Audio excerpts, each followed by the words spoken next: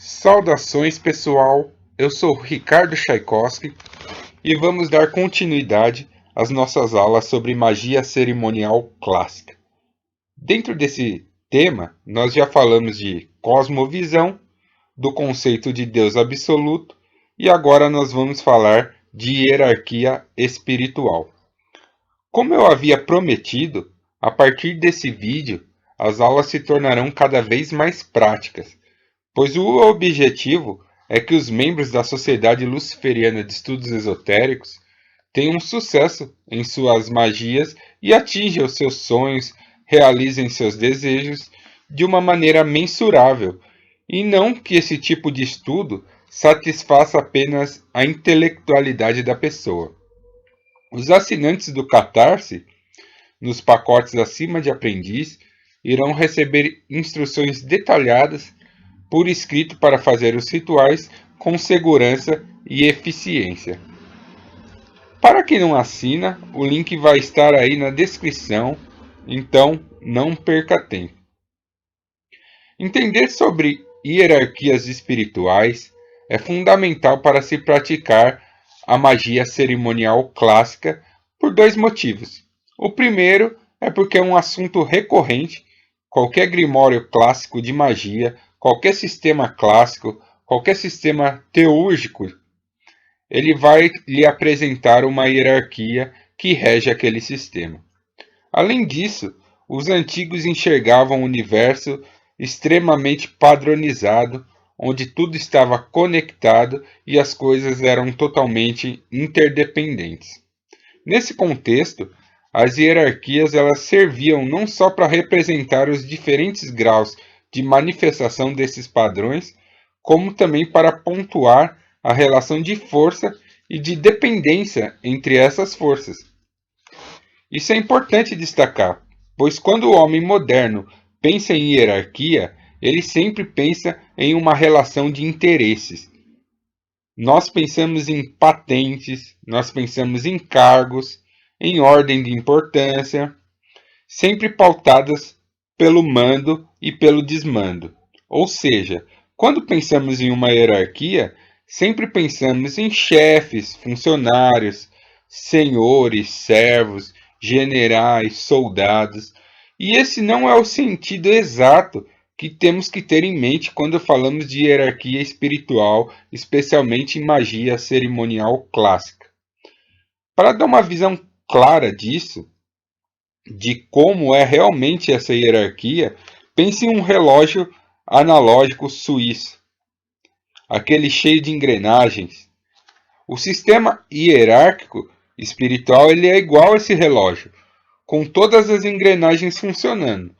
Tem pequenas, tem as engrenagens maiores, tem molas, tem um monte de peças que fazem o sistema funcionar.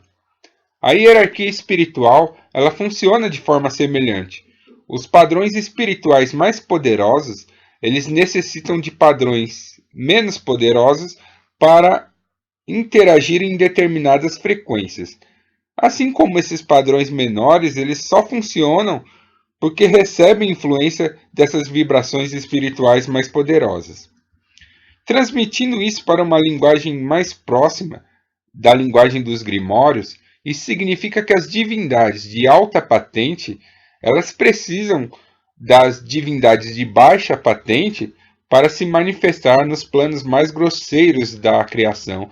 E grosseiros, eu digo aí entre aspas, porque eu não achei uma palavra melhor para definir, mas são os planos mais materiais, digamos assim. Embora existam muitas mais camadas do que o plano material que a gente enxerga. De qualquer forma, né, assim como essas entidades menores, como essas maiores, elas precisam das menores, as menores elas também precisam dessas poderosas emanações para ter poder. Então, é uma relação de troca. Enquanto uma precisa de uma entidade de patente mais baixa para se manifestar nos planos mais baixos, a entidade mais baixa ela precisa do poder que emana dessas entidades mais altas. Então é mais ou menos assim que você deve enxergar a hierarquia espiritual, não simplesmente como uma relação de força, uma relação de poder e uma relação quem manda e quem é mandado. É muito mais que isso. É um processo quase matemático, é um processo mecânico e não um processo exatamente humanizado como as pessoas enxergam.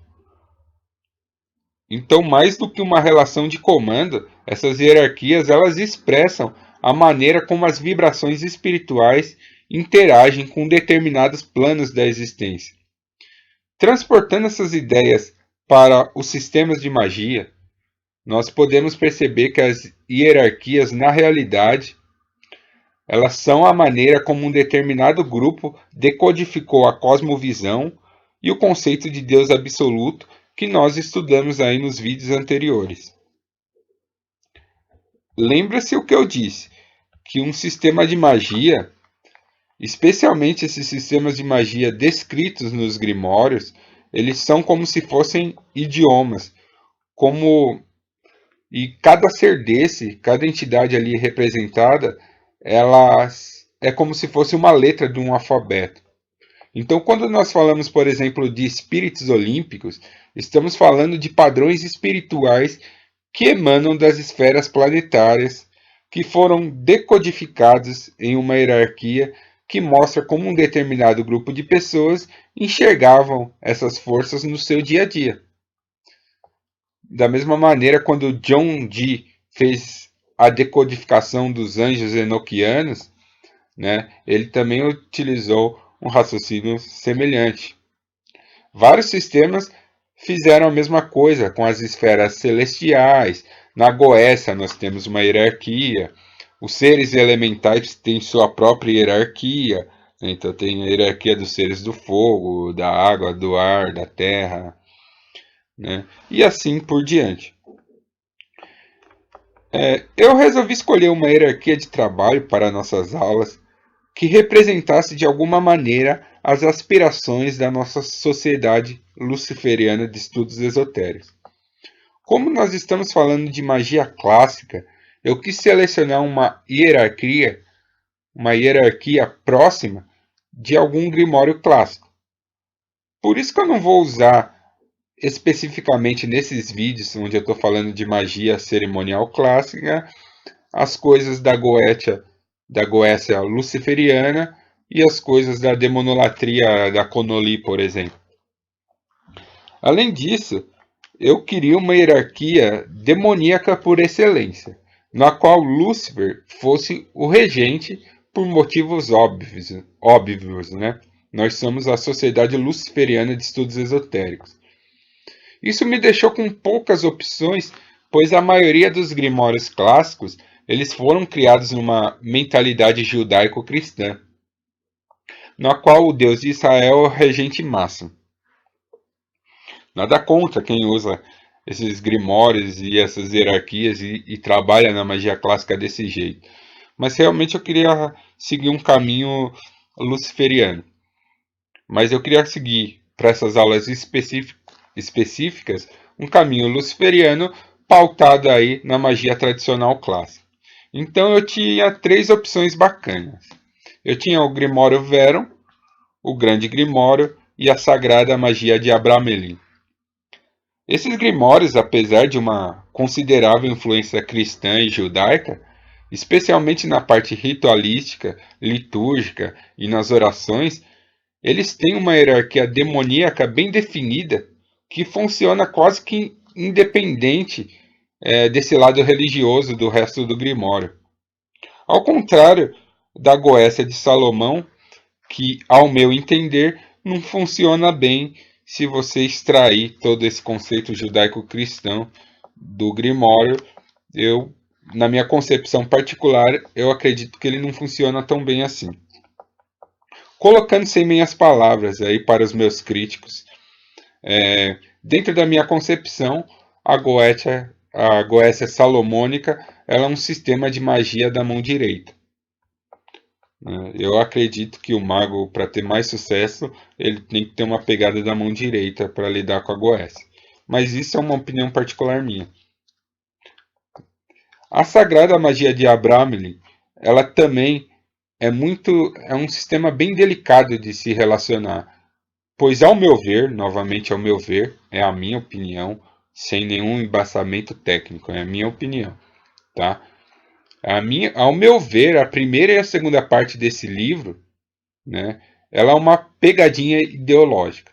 Mas isso eu vou explicar em outro vídeo, tá? Não convém falar sobre isso agora. Mas de qualquer forma, a hierarquia apresentada nesse manuscrito, ela é muito extensa e complexa e não seria ideal para fins didáticos.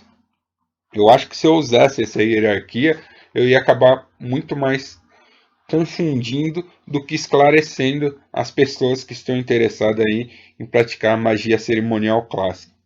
Então eu queria uma hierarquia que fosse simples, ao mesmo tempo completa e que desse aí para a gente trabalhar efetivamente com as entidades dessa hierarquia. O Verum e o Grande Grimório, eles têm uma hierarquia bem similar, mas com diferenças bem marcantes. A hierarquia do Verum, ela está incompleta. Em todos os manuscritos que eu tive a oportunidade de ler, você encontra gargalos, você encontra selos faltando, você encontra partes fundamentais do sistema faltando. E por que isso? Porque o Grimório Verum que nós temos acesso hoje, ele é uma tradução de uma tradução de uma tradução. E não só isso, é uma tradução incompleta, é uma tradução parcial. Tá? Então, o que você lê do Grimório Verum, você pode notar isso na estrutura escrita do Grimório, que tem algumas coisas, tem algumas entidades que eles citam apenas uma vez e não falam mais dela. Entidades fundamentais não têm o selo direito, não tem uma ritualística ali totalmente clara para quem está lendo, né? Então, o Grimório Verum ele está incompleto. Tá? O Grande Grimório ele também sofre desse mal, mas ele está um pouquinho melhor. Mas ele ainda tem entidades faltando, ele tem lacunas, ele tem hierarquias ali incompleta, que não dá para você traçar uma hierarquia certinho até a entidade chefe, até Lúcifer, né, que é a entidade chefe do sistema. Você vai ver que você vai encontrar aí muitos gargalos, aí, muitas lacunas, na verdade. Né? Então, o que eu fiz?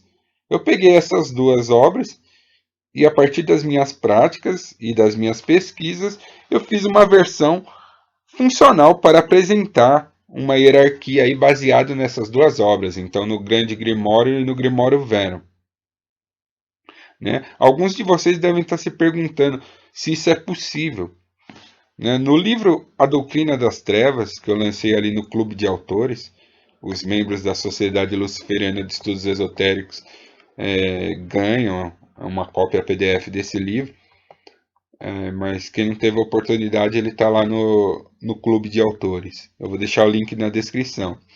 Então lá eu escrevi o seguinte: a hierarquia infernal ela muda constantemente no imaginário coletivo, pois a compreensão e o entendimento do homem molda as forças metafísicas invisíveis, dando-lhes um aspecto familiar. Não pense com isso que tais forças são apenas ilusões, fantasias inconscientes surgidas das profundezas da mente humana. Elas são reais e possuem sua própria maneira de manifestação. Para os humanos perceber essas forças, é preciso que elas estejam dentro do limite de sua percepção e, portanto, moldadas pela luz astral. Essas formas elas se adaptam, não à consciência de apenas um indivíduo, mas de toda uma geração. Fecha aspas. Era para ter abrido aspas, mas enfim, estamos fechando aspas. Né? E eu creio aqui para o nosso trabalho que eu usando esses dois grimórios como referência, vai dar certo, porque vocês podem ter certeza que eu não estou inventando isso.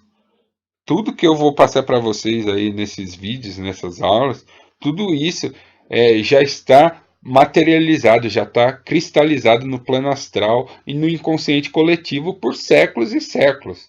Esses grimórios dizem que eles estão aí desde 1517, o mais velho. Né? Porém, as versões que a gente conhece são do século final do século XVIII, século XIX. As pessoas ainda discutem muito isso, né? Alguns colocam que foi entre os anos de 1700, mas historiadores mais modernos colocam que é de 1800 e bolinha e tralalá, mas isso não é importante para nosso trabalho aqui. O importante é que essas entidades existem e que elas são funcionais e que elas são acessíveis, né? Então, para o trabalho de magia prática, nada melhor do que ter uma hierarquia bem definida, funcional, que as pessoas usam e que têm acesso, tá? Então, os apoiadores acima do aprendiz irão receber a lista dessa hierarquia. Vão ter nessa lista que eu vou enviar para vocês informações adicionais sobre cada uma das entidades do Grimório. Do Grimório não, né? Dessa hierarquia que eu vou enviar para vocês. E alguns preceitos simples para começar a se preparar para um trabalho prático com essas criaturas. Elas são dicas simples, mas efetivas.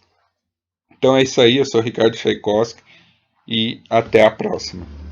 Força e honra.